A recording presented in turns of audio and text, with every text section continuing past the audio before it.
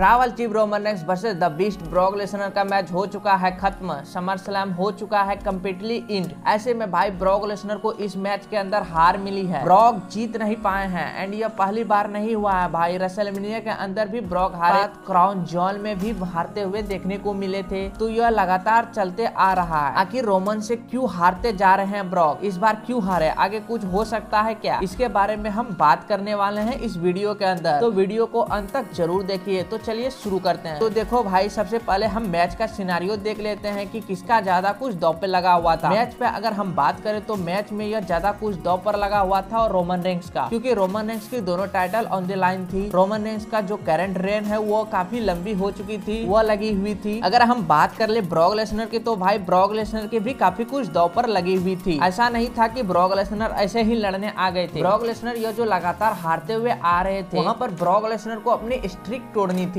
And उनके fans इसीलिए push कर रहे थे।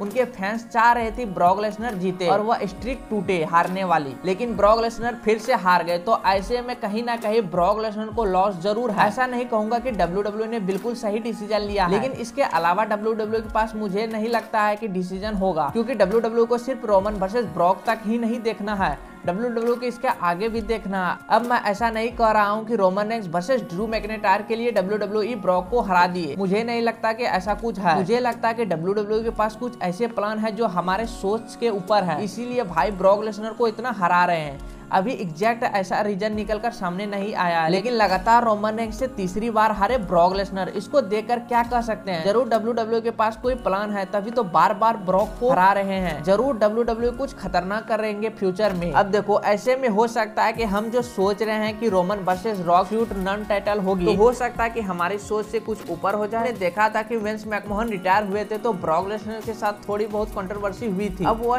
स्क्रिप्टेड थी या फिर नहीं थी क्या मालूम, लेकिन कुछ दिक्कतें हुई थी। ऐसे में मुझे लग रहा है कि उस चीज का भी थोड़ा प्रभाव पड़ा होगा। एंड सबसे बड़ी बात तो यह है कि ब्रॉक लेसनर जो है वो रैंडी ऑर्टन को रिप्लेस कर रहे थे इस मैच में। WWE का प्लान था कि मनी इन द बैंक से ही कि रैंडी ऑर्टन रोमन रेंस को फेस करेंगे समर स्लैम, लेकिन रैंडी ऑर्टन को बैक इंजरी हो गई थी, इसके वजह से उसको सर्जरी कराना पड़ा। तो रैंडी ऑर्टन को हटा दे गया मैच से एंड ब्रॉक लेसनर ने ऑर्टन को रिप्लेस किया था। तो ऐसे में भाई ऑर्टन तो मुझे नहीं लगता जीतने वाले रोमन रेंस से, तो ब्रॉक को भी यहाँ पर नहीं जिताते WWE वाले। तो अभी Orton versus Roman Reigns in future होगा, लेकिन ब्रॉक के हारने के पीछे कुछ मेन रीजन यही लग रहा है। वैसे ब्रॉक का WWE कॉन्ट्रैक्ट साल 2022 में खत्म होगा, तो अभी टाइम है, रेसलमेनिया के टाइम में एक्सपायर होगा इसका कॉन्ट्रैक्ट।